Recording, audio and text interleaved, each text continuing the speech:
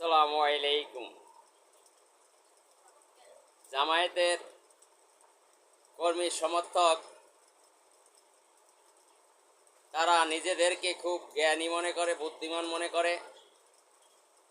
মনে করে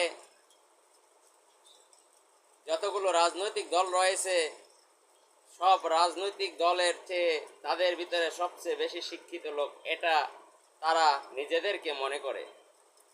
অন্য রাজনৈতিক দল যারা করে তারা মনে হয় কিছুই বোঝে না। জামায়াতের এই ধারণাটি সম্পূর্ণ ভুল। যারা রাজনীতি করে, যারা রাজনৈতিক দলের বড় বড় নেতা কর্মী, তারা স্টাডি করেই রাজনীতি করে। তারা রাষ্ট্রবিজ্ঞান নিয়েই পড়ালেখা করেন।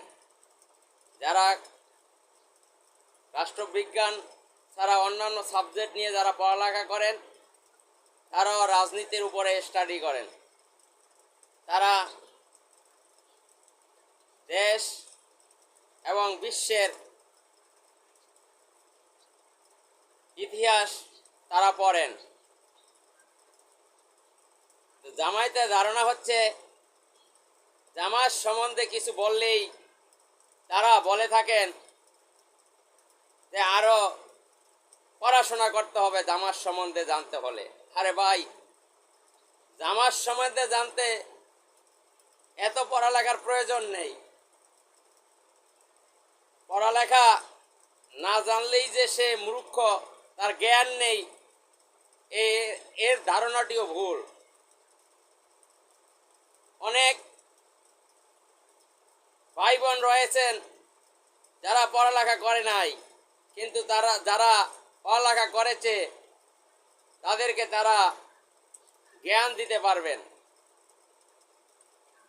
সার্টিফিকেট এক জিনিস, আল্লাহ প্রদত্ত জ্ঞান সেটা হচ্ছে আরেক জিনিস। কারণ প্রকৃতির শিক্ষায় যারা শিক্ষিত হয় তারাই হলো আসল শিক্ষিত।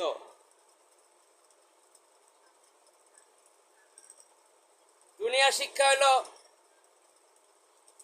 সার্টিফিকেট অর্জনের শিক্ষা। এমনও অনেক লোক দেখা গেছে তারা বড় বড় ডিগ্রি নিয়ে কিন্তু তারা কোনো কাজে লাগে না। আবার দেখা গেছে অনেক লোকের সার্টিফিকেট নাই, তারা ইসলাম, দেশ ও মানবতার জন্য অনেক বড় বড় অবদান